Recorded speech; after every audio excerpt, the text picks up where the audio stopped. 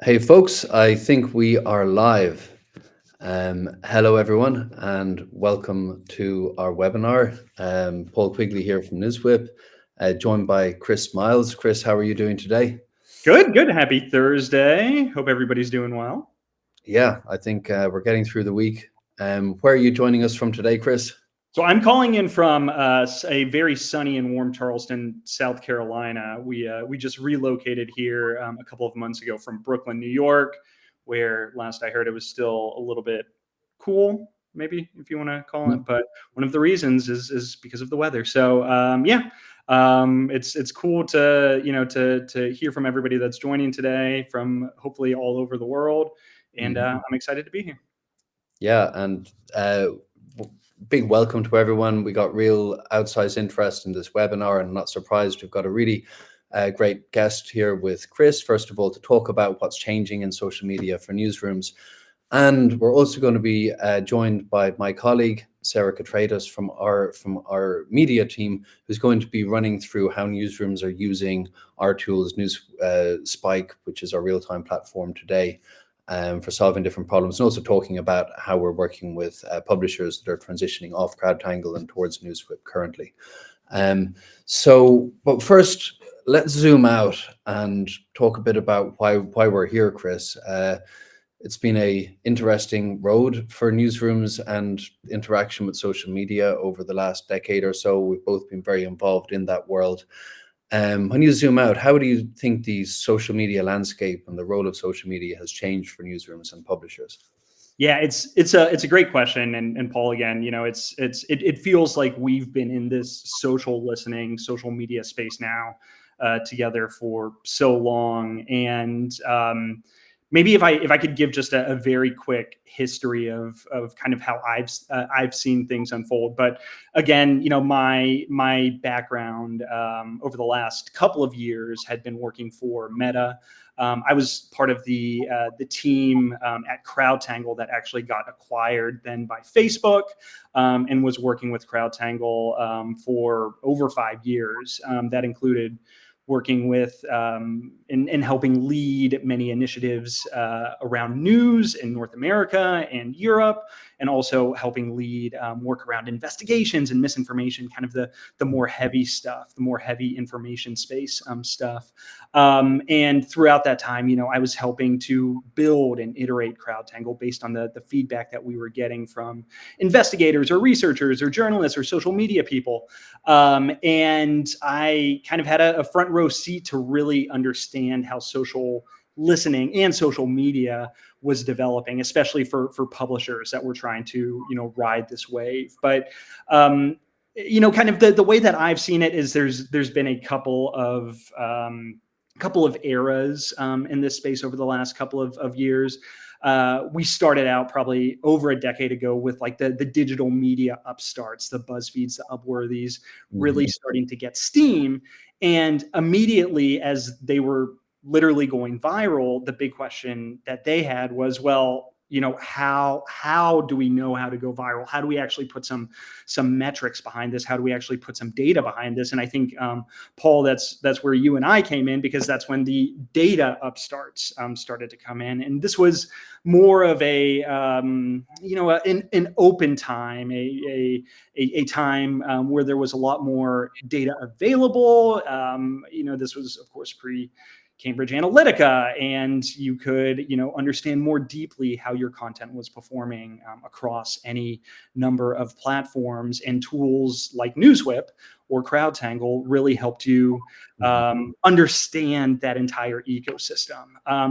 And I think, for our sakes, what the tools that we've been building over the last couple of years have really done is they've helped to professionalize the social media, the audience development profession, and add a heavy dose of data into what these teams were doing. Now, for instance, across any newsroom, many decisions are data-driven decisions. audience, whether it's business related or audience related or even editorial related. You need data to kind of do your job. You need to understand the data of the platforms. But we're also going into a world now after CrowdTangle where this data is starting to be harder to come by, and there's only a few tools out there that really have that clean, that direct access to data, and multiple data sources to really provide that. That's if I can cut in. Yeah. I wanted, like you talked about the phases, and we have entered a different phase because the phase where we were both growing up and supplying tools, Facebook was suddenly accounting for 30% of traffic for a lot of publishers. Social media editors as a profession started appearing and as a role and function in the business. And today that traffic, there isn't any fire hose from a single source anymore. It's much more distributed and it's morphed, right? And the audience has dispersed quite a bit. What does that new landscape look like for publishers, do you think? Yeah, I mean, it's definitely not about Facebook anymore.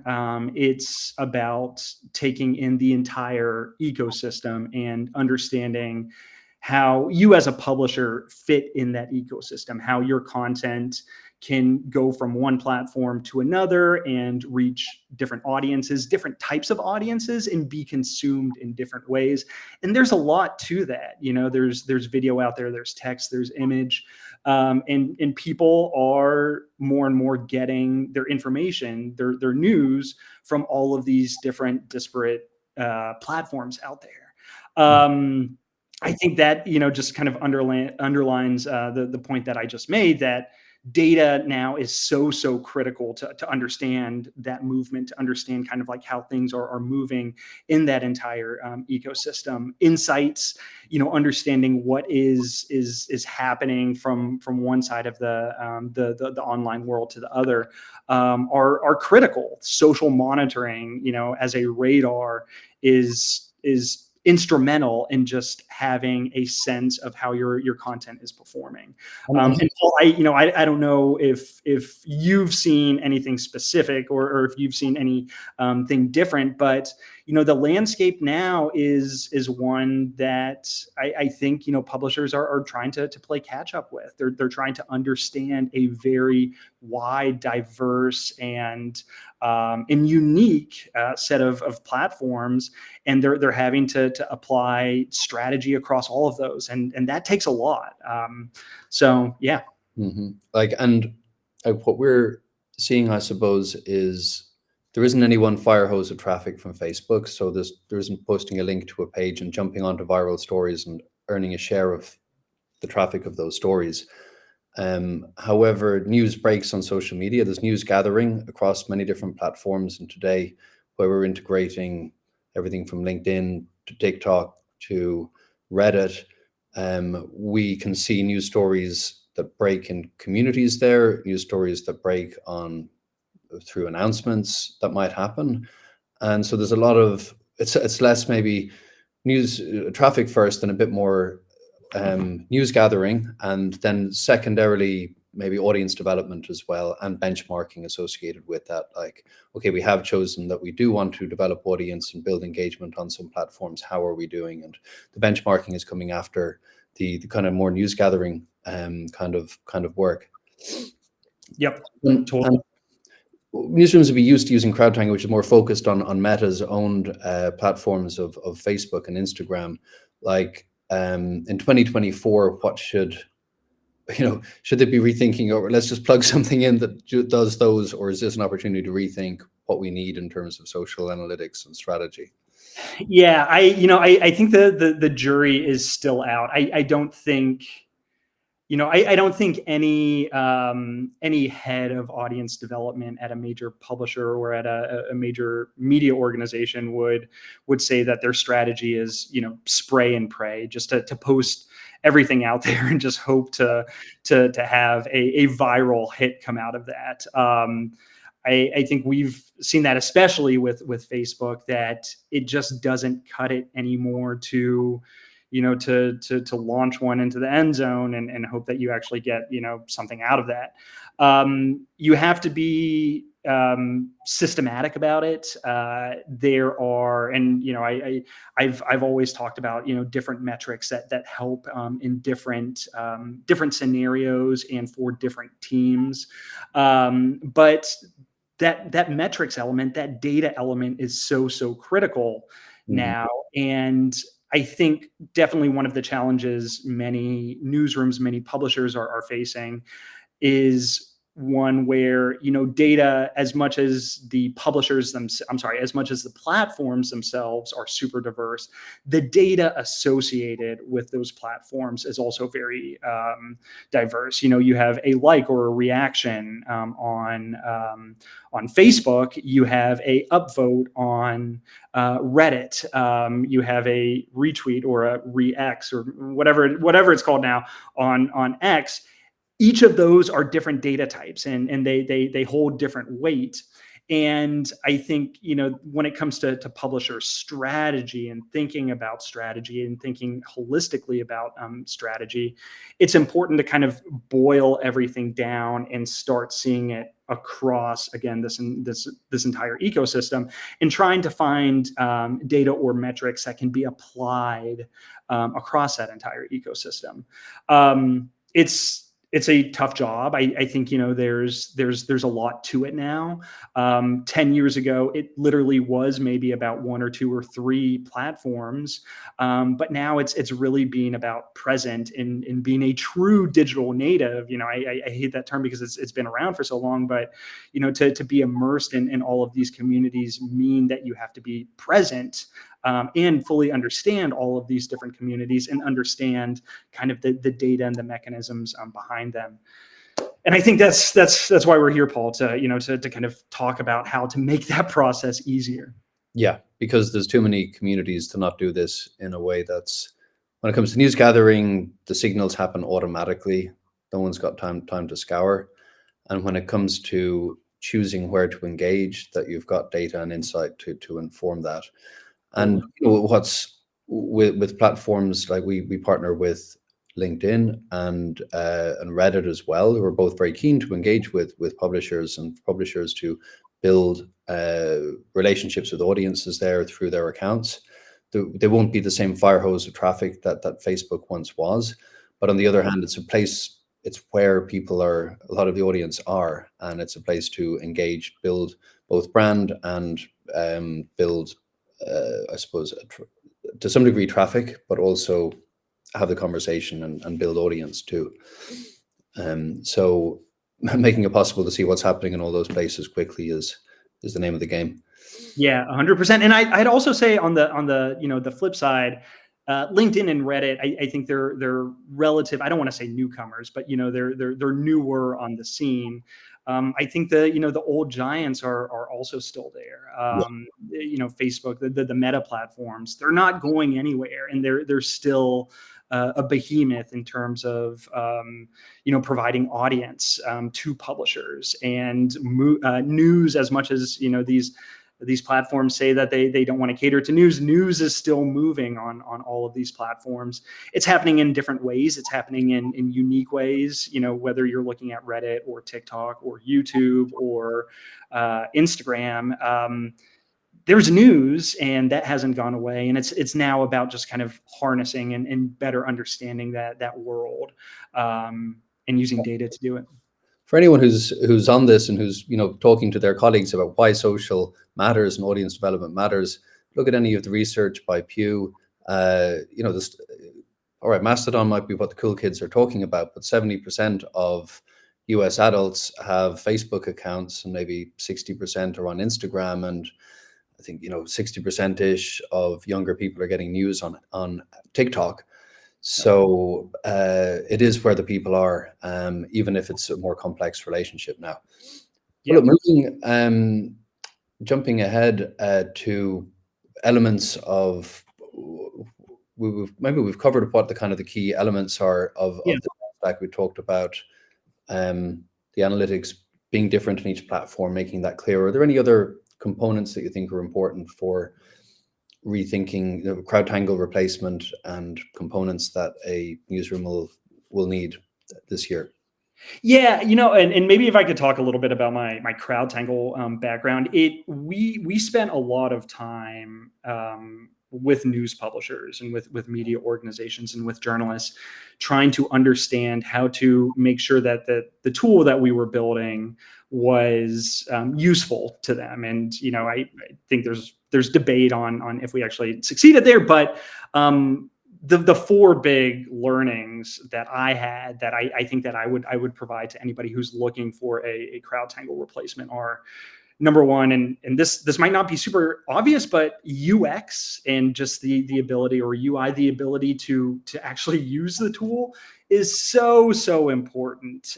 People, I don't think the mind, the brain doesn't want to look at just kind of like a vomit of data or just like information on the screen. They want it organized. They want to be able to, to have stuff siloed. They want to be able to kind of like scroll through and understand what is actually happening, and having something that, can be shared very simply across multiple teams or multiple organizations, multiple people who might not have a data background, might not even have a product background. They might have, just kind of a different focus on how they kind of read things. Having a good, simple to use UX is above all, I think, the number one thing that I would recommend. Versatility is a very big one. In the early days of CrowdTangle, we had multiple platforms. That, of course, changed, but being able to, again, track this entire ecosystem, all of the different platforms, is so critical, whether you're audience dev or business dev or a journalist or an investigator. Having that versatility to just kind of jump from one platform to another and jump from different formats and different metrics is important. This is also, a webinar for journalists, and journalists operate in the real time. So having real time analytics is imperative. I personally think that real time analytics are becoming harder and harder and harder to really come by these days. And some tools do it very wrong, and the data and the insights that you're getting there aren't good. And if you don't have real-time analytics, then the information that you're getting is stale.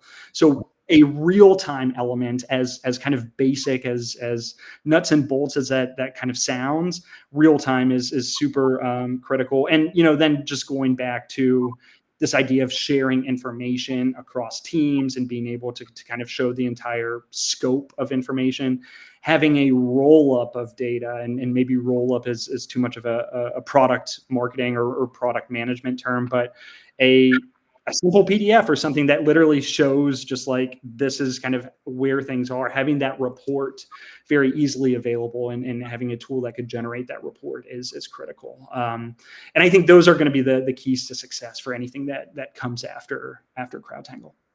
Yeah, I love that you led with the UX, Chris, because CrowdTangle and NewsWhip, I think, were both tools that had really good UXs.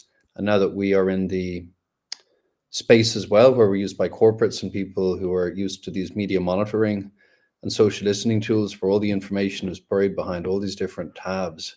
And yeah, we're more tweet decky, if you will, and CrowdTangle was a bit more almost Facebook feedy, very straightforward tools that get you information that naturally surface the most important things to the top, and that leverage the key information, the components that are already there to make clear what's happening. The things I would add from what we see and how our tools are being used today is this dashboard fatigue. People don't want to spend their time in tools, so we're used a lot more now by pushing the information goes to Slack. We set up, okay, we've got these beats, these areas you want to monitor, these keywords, these other publishers, these pages, these social accounts, these countries, these topics, and then it's just push information through on Slack with the relevant data. Links so people can click in, decide if this is something they want to pick up. Same with MS Teams. And of course, email is still a great way to get information around in a newsroom. And so a lot of alerts, digests, and kind of summarization going around to the right people. Once you get that flow going, the data just flows to the right people. Yep. It's in formats that they can work with. And the dashboard recedes a little bit into the background, which is a relief for, I think, for a lot of people these days. Yeah. Yeah, people don't want another dashboard as much as I think we've put all of our time, all of our product time into building dashboards. I think people want to, just have the information at their fingertips, and usually that's not going to be the dashboard. That's going to be Slack or email or somewhere else. So Yeah, yeah. There's a well, look, when we talk kind of about which of the platforms are important, when it comes to news gathering, one of the interesting things I saw lately is that we're moving towards maybe a post-search world as well. So in parallel, the same audience development people are looking at, 10 years ago, we were all competing to answer the question, what time is the Super Bowl going to start at, right? So click on my link, but now Google tells you the answer, and soon Google will tell you a lot more answers to things. But if you've got a specific narrow audience and you're able to see what they're interested in social media through the accounts, the region, you can see what's going to be useful to them based on what they're sharing and engaging with, and write stories around those topics and much narrower topics that are going to be of interest to people that aren't, I suppose, the generic big traffic drivers. And one of the things we both know is people love sharing useful information, and useful information goes viral. So if you can see what people are finding useful, newsrooms can leverage that and cover those stories and not just get the traffic, but be useful to their audience and build relationships. So that's the kind of 3D thinking I think that's around these days. So, the what are the key metrics? So there's different metrics from every platform, right? There's retweets, there's upvotes. yeah. Um, what should newsrooms be putting up in lights and paying attention to? Yeah, this I weirdly geek out at this question because I've done a lot of just analysis and research around feeds and the news feed and how does an algorithm work, and like what is critical, and are there unicorn metrics, and what is, if there is a North Star, what is something that everybody should be focusing on, and there isn't always a North Star, I think, is one of my learnings. But the one thing that I would call out is there is a metric called engagement rate or interaction rate that is essentially engagement divided by page size. It's a little bit more nuanced than that. CrowdTangle had it. NewsWhip has something similar, and I think their NewsWhip is Sara is going to demo that here in a second. But that has been, for me, kind of the closest thing to a everything metric that allows you to understand how your content is performing from audience to audience or platform to platform. It essentially gives you a percentage of what percent of your audience is actually engaging with your content, and very simply, if that percentage goes up, you're doing a better job. And the way that algorithms work, the more people engaging with your content, the higher that you move up in the algorithm real estate, and all of a sudden you're going viral. That's kind of the chain reaction of virality. And that metric is simple enough that it could be applied to most every platform out there. Every platform has some sort of engagement and some sort of follower count that you could add into a formula and track across multiple platforms.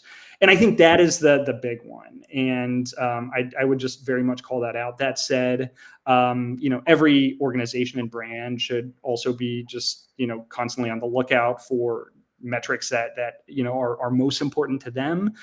Different teams are going to have different KPIs, different metrics of success. But if you're audience dev, or if you're somebody trying to find viral content, if you're trying to really kind of get to the heart of social media, engagement rate or interaction rate is going to be kind of the big one, and I'd call that out. And I think Sara, again, here in a second, is probably going to be showing how NewsWhip presents that information. Yeah, and I think there's going to be those true north metrics, Chris, and then there's what's specific for a publisher that they should care about. Like we know with Reddit's very intensive and smart communities, and we work closely with the publisher team there.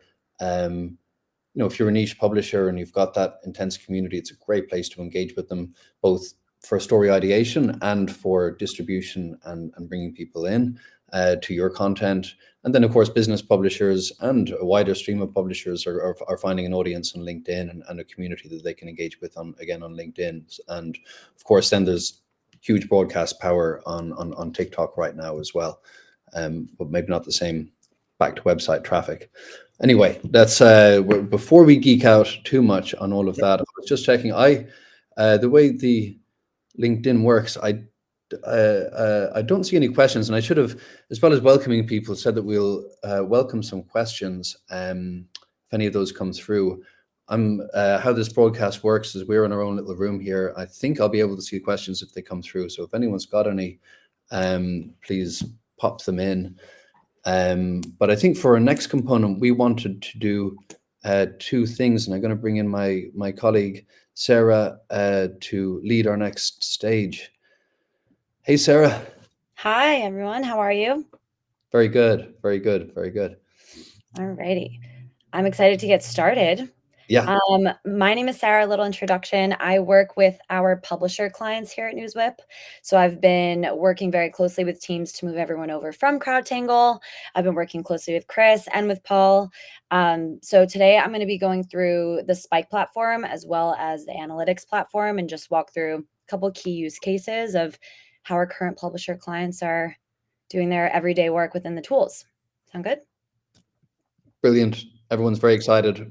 And so if you, let's jump right in there. And for those who are interested in how we're helping port people over, who Sara will cover that at the end, and also take any questions that assuming we're able to see questions, we'll confirm that. Over to you, Sara. Great. All righty. Can you see my screen okay? All right. Should be able to. Okay, great. So the first thing that we're going to look at today is a competitor dashboard or an owned content dashboard. I really figured to start here because the main question I get from all of my publisher clients are, I need to be able to sit down every morning and say, what should I care about today? What am I putting out that is important, that people are resonating with? And also, what are my competitors putting out that is important that people are resonating with? So just as Chris mentioned earlier, the biggest component is a tool that's easy to use, and Spike is really user-friendly. So in terms of finding our content, it is very simple. I'm sure everyone on this call is familiar with Boolean logic. We're going to use the good old and, not, or functions to pair together and filter out keywords that are relevant or interesting to you when you want to find any piece of content in the news. But for all of our CrowdTangle users on the call, I'm sure you're also familiar with list building. It's pretty much where all of the questions are coming from in terms of, I don't want to look at something with a whole entire global source base. I really want to narrow and filter that down. So I either want to just look at something coming from my sources and my social pages, my competitors, industry-specific social pages, whatever it might be. So this little search bar is really easy. You can type in your keywords here, but you can also type in the sources. So it's very, very easy. You either include them or you filter them out. This would be most synonymous to the list building feature within CrowdTangle. So we're looking at Facebook pages. You can add as many of them as you'd like in here. Again, our team will really work with you to move over your list from CrowdTangle onto the Spike platform and make sure that we have everyone in here that you would like to monitor for. The great thing about NewsWhip and where we're helping our CrowdTangle users is to not only fill the needs with CrowdTangle, but also to build onto your strategy. So making sure that we're actually enhancing what you've been doing and allow you to kind of look at topics not only across Facebook, but across the other sources as well, which we were talking about a little bit earlier. So we're also going to be able to include Twitter accounts, LinkedIn, which Paul had just spoken about, but that partnership is for publishers specifically. We also have TikTok accounts, subreddits, Instagram accounts, and YouTube channels. So you can create one search cross-platform that looks at a keyword. You could also create one search just within one platform that just looks at every content being published. So infinite use cases with this, but very, very easy to find what you need. So beyond this, you can also do specific URL searching, which a lot of our publishers like. If you see a piece of content that you think might be interesting, you can throw that URL in here and understand the engagement that came from it. And then to filter it down a little bit further, we're also looking at language published in, which is a filter that we have that essentially shows you where these outlets are publishing from and writing from in terms of geography. And then category, which are pre-tagged categories that kind of group our outlets into what they typically are writing about. So really great for publishers to be able to spot trends in, let's say, the food and beverage category. If I am Food Network, let's say, and I want to see maybe if smaller publications that are writing in the food space might be trending or taking off, that's where we would use the category filter here. And then, of course, the trusty headline and summary, full article or headline only filters, just to, again, make sure that you're seeing the content exactly as you want to see it, whether it's very broad or very specific. And then our Reddit filters to search through our posts and comments. So that's pretty much it on finding actual content and doing your filtering and your searching. It's pretty simple. So once you've come up with your search and you created your filters, you are going to see the beautiful dashboard here. And it's very, very easy, again, to find your content. I know, as Chris mentioned, we're not just looking for another dashboard. You want your insights to be delivered to you. And that is really what Spike does. It is one view, and it will tell you everything you're looking for. So the first thing you'll see on the left here is our timeline. It's really the heartbeat of Spike. So the purpose of this is to give you a really quick snapshot of what is going on high level, whether it's across one publication, whether it's across an industry, a keyword, a popular topic, a crisis, whatever it might be. This is going to show you where the peaks in interest are from your audience, but also what is the media caring about, or what is the media publishing in terms of volume. Sir, can you explain the difference? Anyone who's tuning in now is not familiar. They'll see there's a public interest graph and it's got an over time.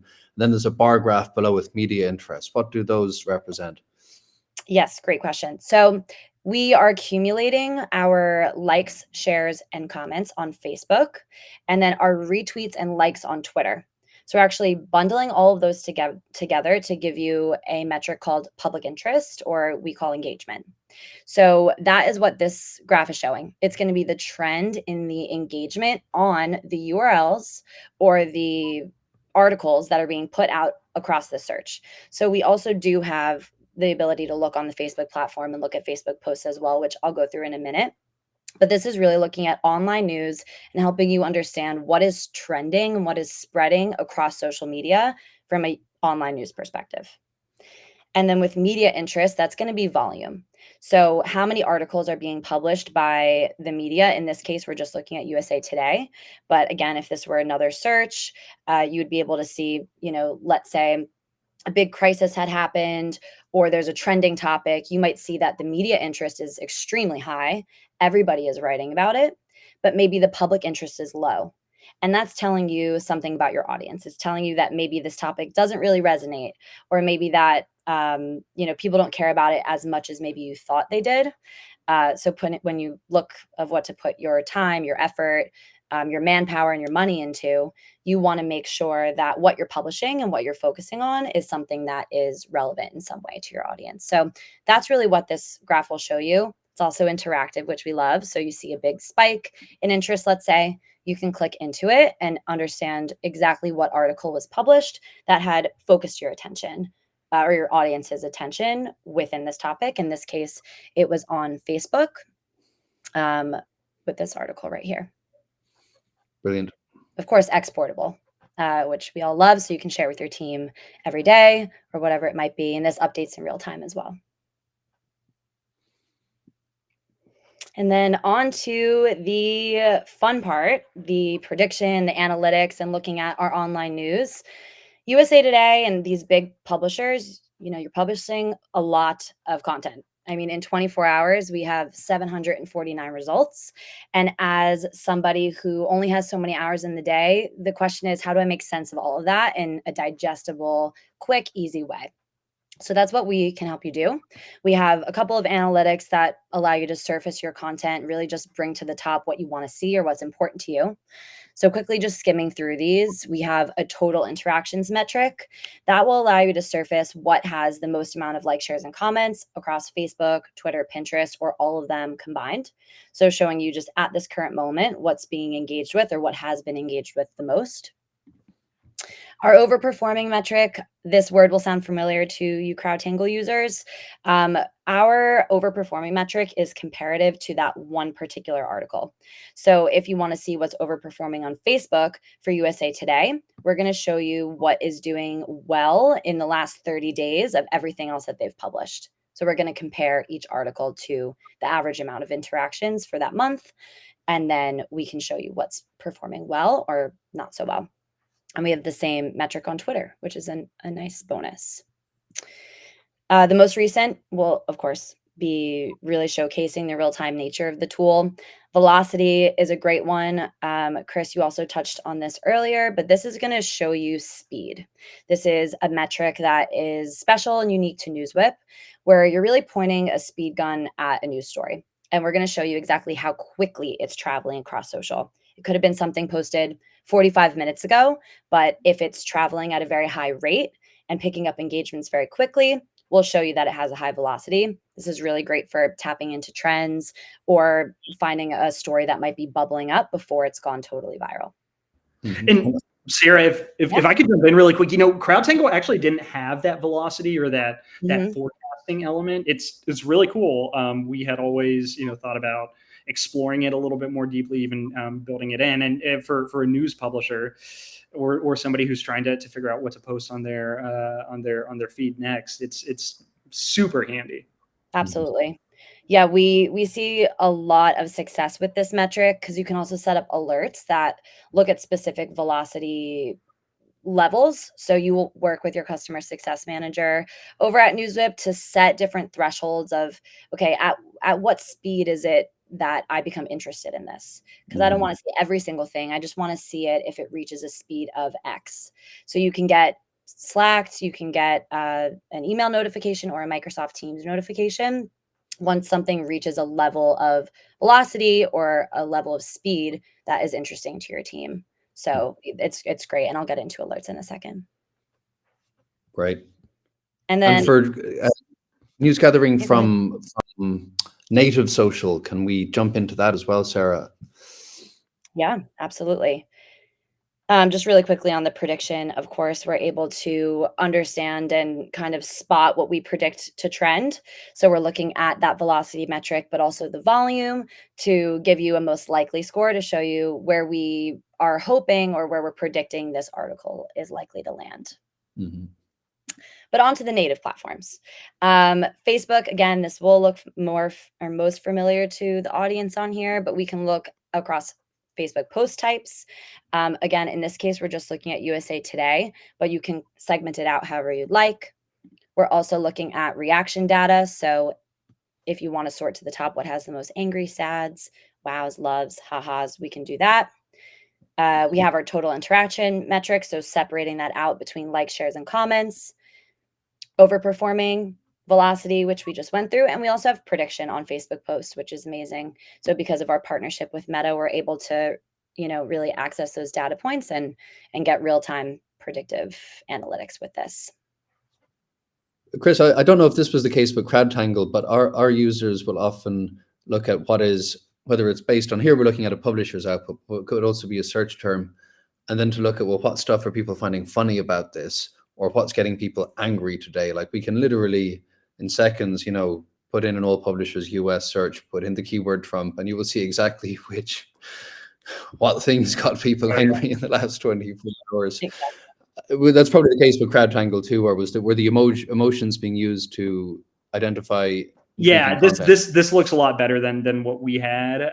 Number one, but number two, if there's any investigative folks, journalists, researchers, trust and safety folks on the line, this type of feature or this kind of like workflow was very critical on the integrity side or the misinformation side when we were looking at like what was really kind of riling people up, or what were they laughing at, or was something were they actually realizing that something was satire and misinformation versus actual real information. So I mean, yeah, this is a gold mine of post information for somebody who wants to go deep into it. Absolutely. And you can also sit back and just receive the metrics as well. So you can, again, set up alerts. With the alerts, they're unlimited, so you can have as many of them set up as you'd like, but you can set it so I want to be alerted if something that I post or something someone posts about a keyword reaches 15 angry reactions. So you can get notifications in That's real time as soon as that's happening, which kind of brings the whole platform full circle, I'd say. I like Chris. It's really interesting to know that's being used by Integrity as well. I think when you break it into the reactions, it also personalizes the data a bit because all these engagement numbers are big numbers, but they all mean someone pressed something. And I feel like when you get down to the emoji level, it's like, all right, people are stopping and saying, "I'm angry about this." So it's a meaning, it's quite a meaningful signal. And when you intersect that on a Venn diagram with the areas, whether you're in integrity that you're concerned about or news that you want to identify, it's a very Yeah, powerful totally. signal. I mean, in terms of sentiment analysis is very, very hard. But if you're an audience development person trying to do sentiment analysis around your own page, what do people love, or what are they getting upset about or riled up about, or a competitor's page, I think, yeah, again, there's a lot that you could do here. And if you're an investigator, if you're kind of trying to dig into, what are different people at different pages trying to, or, how are they reacting to certain types of content? That's a little bit more of a rabbit hole, maybe for a different conversation. But again, there's a lot to kind of like really kind of tease out from something like this. Absolutely. And we'll also go to owned Facebook page metrics and analytics very quickly at the end of Spike. So in terms of what you can see on here, again, simple, user-friendly, easy. You can find everything you want in real time within this widget. And just skimming through some of our other sources, we do have access to Twitter, looking at tweets in the same way, where you can segment it out based on retweets, likes, total interactions, post type. We're looking at TikTok. We're looking at Instagram. We have YouTube. Again, LinkedIn is in beta. We also have Reddit as well.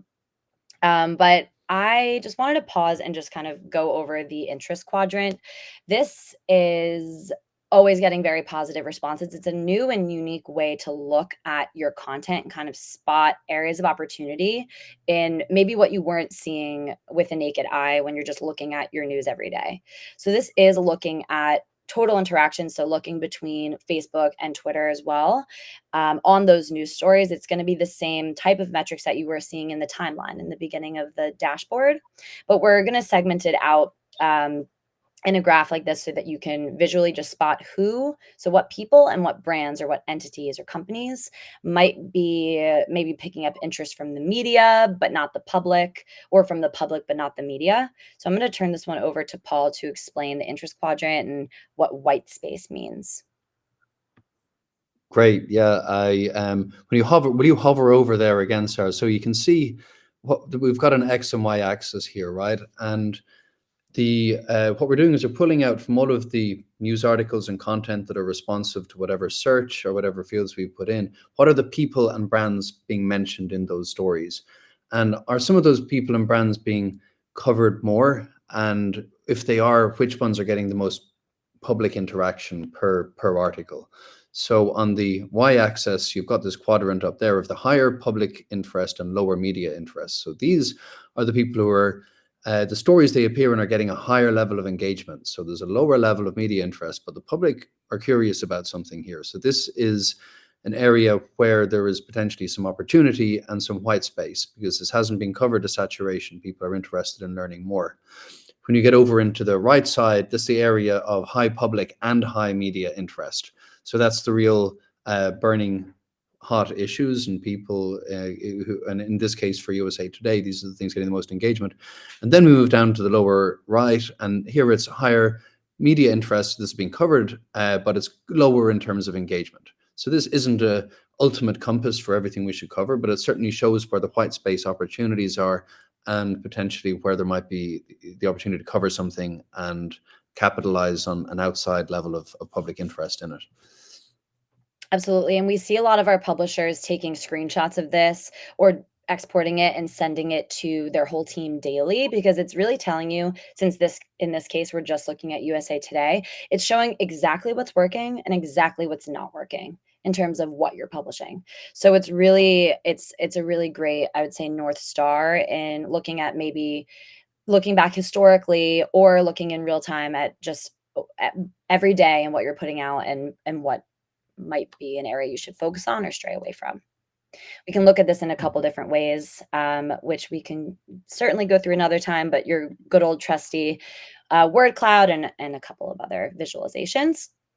And then the last two on the right here are just top websites and top authors. Again, the search is just looking at one source. If this were a broader topic, you'd be able to spot the outlets that are performing or getting a high amount of engagement and interactions, and then also the people, what they're writing, how many interactions they're getting, what is the average interactions. And again, it's a nice little leaderboard for your own newsroom to see who's performing at its highest level. So in terms of a dashboard, again, I know this is a lot of widgets. It looks intimidating. You don't have to have all of these within your own search, but you can, again, customize these however you would like. To kind of bring it full circle, I just wanted to go through alerts really quickly. Again, the ability to kind of sit back and receive these insights is half of the battle.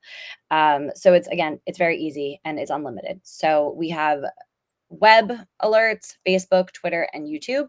There are probably 50 different kinds of alerts that you could do. So I'm just going to skim over a few of them. But we have our real-time alert. You're able to look at this with pretty much anything that you want. I always say I can spend an hour in this widget.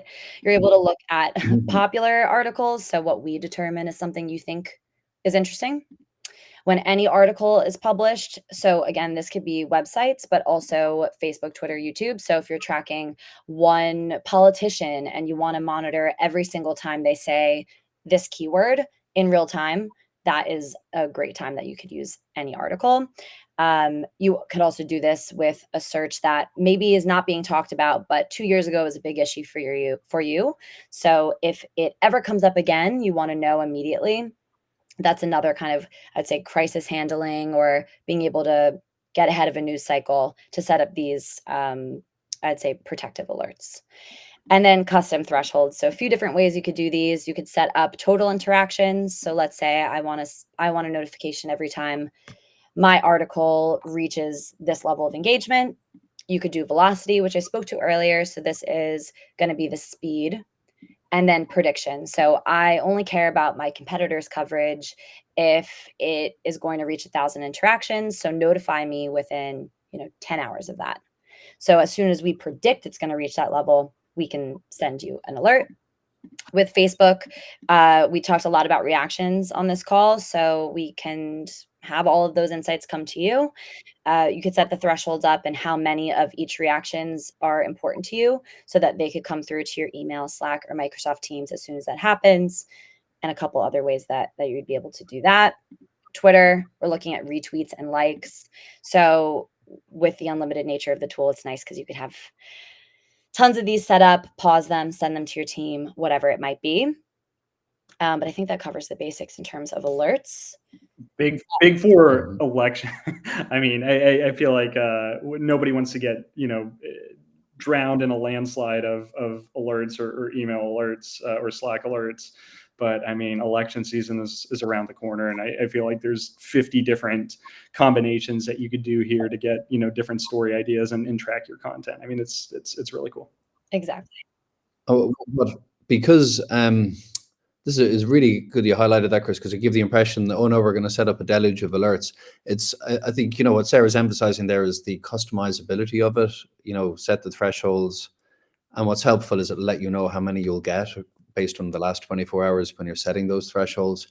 And because we're just sending you the most viral content by definition, it tends to be useful and valuable stuff as opposed to bang another mention. Especially in the era now of generative AI, there's going to be just so much stuff produced. But like, what stuff is getting engagement, and can we filter that and deliver that to you in the areas that matter to you? Absolutely.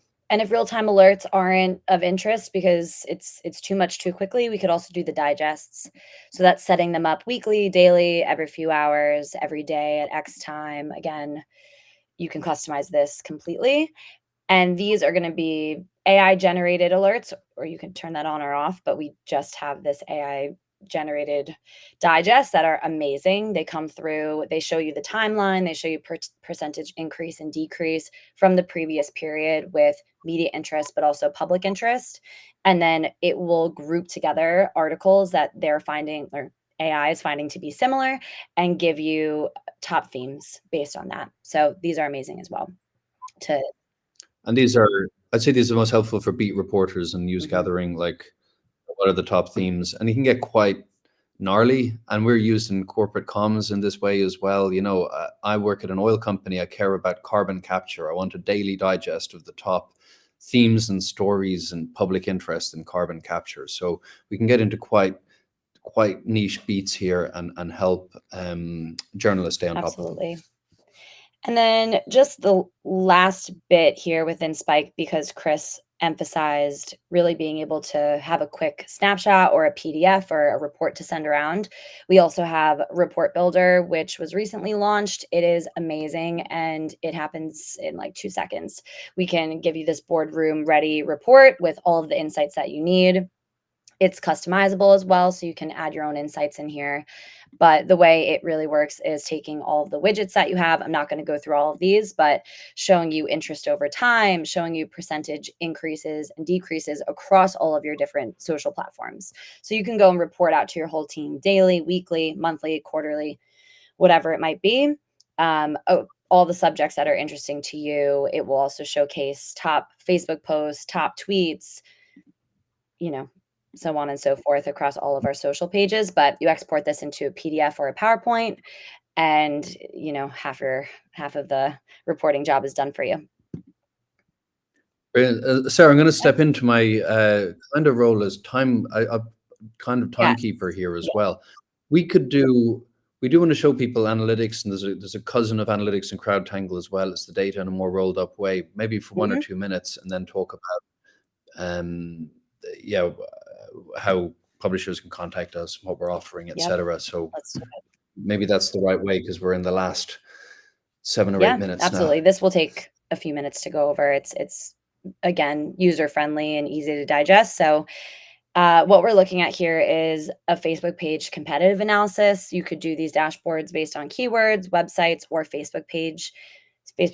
But I would say with CrowdTangle users, this is really helpful to look at what's going on your own Facebook page in terms of followers and post count and post interactions and what is performing.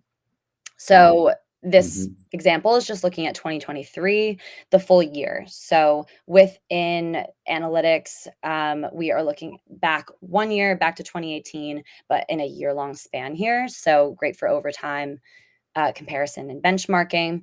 Here you'll have the Facebook pages that we're looking at, and then what the post types are and how many of them. So think volume here. And then also the interactions. So on the videos, there are 109,751 videos on here, looking at the total interactions as well, and just being able to sort it out based on what's performing. So all of this is interactive. You can click into it, see exactly the post that it picked up that type of engagement. We're also looking at kind of like a share of voice for your own Facebook post types, but looking at you and your competitors, who's posting what, and then what is performing or what's successful for whatever their strategy is. So great bit of insight here for USA Today. 4% of what they've posted were photos, but it made up 8% of total interactions. Great. And for audience development people, this is maybe going to be your hub, at least for regular reporting. There's more and more of this long-term capabilities in Spike, which is the real-time dashboard we spent most of our time in, but this is built for crunching your full year of rolled up data and looking at the kind of patterns that Sarah was identifying. Absolutely. There. And it's that kind of insight, but in a couple of different ways. So here we have an overtime comparison. So what we're looking at here is the total interactions across all post types. But again, we can narrow it out. So let's say we want to see total interactions across all the videos that you and all of your competitors have posted. You're also looking at reactions in here, so we can sort it out based on any of those. And then we can also look at average interactions or look at it from a post count perspective, so volume. We have page likes by day. This is just a nice reporting metric. I know a lot of higher level executives like to just see this from a yearly basis or a monthly basis or quarterly. So it's just a nice snapshot of who's performing better in terms of page likes and what that rate of change is. And then lastly, same kind Brilliant. of metrics here. So total amount of photos posted between you and your competitors and who makes up that percentage. So of all of the photos posted across all 3 of these Facebook pages, 94% of them were made up by Forbes. What I love about this is as soon as you get curious about double clicking on any of this, that little content button is up in the top right corner. You just pull that, click that, and bang, you can see exactly what was driving it for Forbes. Scroll down, see it for the others, which is ultimately, all of our platforms, we want to enable our users to double click, explore, understand what were the drivers, always follow the link through. And that's you'll see that in both Spike and Analytics. Now, Sarah, we should, before we're out of time, for people who are curious and who want to learn more, like what are we offering, and how should people get in touch if they'd like to learn more? Absolutely. As well? So I'm a great resource. You can also email ct@newswhip.com. My email is Sara Katritos. You see my name here, Sara.Katritos@newswhip.com. So what are we doing to help these teams move over? We have lots of resources carved out to make it easy for you. So we're offering up to 50% off for CrowdTangle users. We recognize and we understand that CrowdTangle was free. Not a lot of people have a huge budget set aside for this. So we're definitely making it possible for teams of all sizes to be coming on at a price that makes sense. So that is something I will work with you on. We can come up with a package. We are also offering from the day that you sign on until June 30th, complimentary.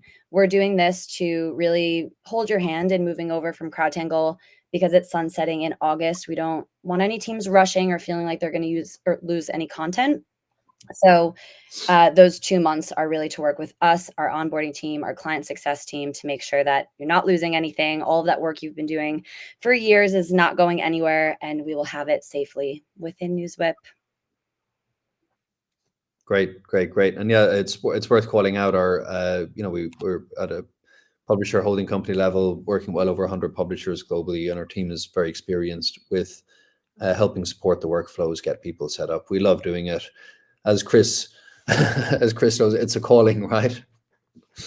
Yeah, I mean, it's fun, and it's great to see that there's options or there's alternatives in the space. And I think no industry is probably getting hit the hardest than the media industry and publishers right now. And it's really a time. It's really a moment, and it's good to see that there's options out there. Absolutely. Yeah. Let's try and hold together our shared reality by understanding what's going on in all of the different realities on social, right? It certainly is interesting times. Sarah, that was a brilliant overview. People are welcome to get in contact with me directly on LinkedIn as well. And as Sarah said, there's ct@newswhip.com. I'll get you straight through to Sarah and others in our team who can help with the specific requirements that publishers have, and go on our website to learn more as well, I suppose. Chris, it's been a brilliant conversation. We could talk a lot more about both the history and the future of this stuff, and I hope we will on another occasion. Sarah, thanks so much for bringing us through all of that. It's impressive to see just how much capability there is in there. I